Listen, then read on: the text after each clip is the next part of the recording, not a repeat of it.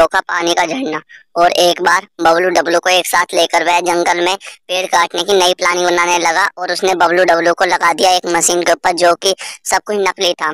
और बबलू सोचने लगा इसमें जरूर ही लखा की चाल है, लेकिन तभी डब्लू वहां से निकल गया और लखा पेड़ काटने में साजिश अपनी पूरी बना ली थी। और उसने एक प्लान बनाया, उसने एक गन ली और वह एक नदी पर बांध बनाने लगा जिसे पार करके वह जंगल में नहीं आ सकते थे। और पानी का झरना उसने इतना तेज कर दिया कि उसके खुद के भी चोट लग गई। और फिर बाद में वह पेड़ काटने चला गया। वह आसानी से सारे पेड़ काट रहा था और फिर वह नई नई मशीनों का यूज करने लगा जिससे कि पेड़ जल्दी कट जाए। फिर हुआ यूं कि जब ये बात बंदर को पता चली, जंगलों के राजा के बंदर जो अपने आप को राजा बताता है, फिर उसने कहा कि हमें ये बात बल्लू तक पहुंचानी चाहिए।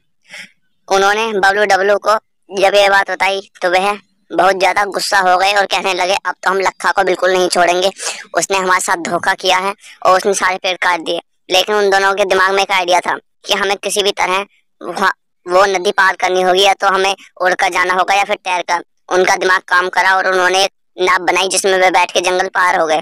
लखा को पकड़ने चल दिए भालू। और जब वह वहां पहुंचे तो उसने आधे से जंगल काट दिया था और बैठने के लिए लकड़ी की ही कुर्सी बनाई थी जो कि पेड़ काट कर बनाई गई थी। जब बबलू डब्लू उस पर भड़के और उसे मारने चले तभी लखा ने अपनी नई वाली गन से उन पर फायर करना स्टार्ट कर दिया। बबलू डब्लू वहां से भाग गए और जब उन्होंने उसके घर पहुंचकर तोड़ फोड़ कर दी, लखा ये सब देखकर कहने लगा तुमने ऐसा क्यों किया। तो बबलू डब्लू ने कहा जब तुमने उन चिड़िया जो वहां पेड़ों पर रहती थी उनका घर नष्ट कर दिया तो हम तुम्हारा कैसा छोड़ दे। और वह छाती पीट कर रोने लगा। वह कहने लगा कि अब मैं तुम्हें नहीं छोड़ूंगा।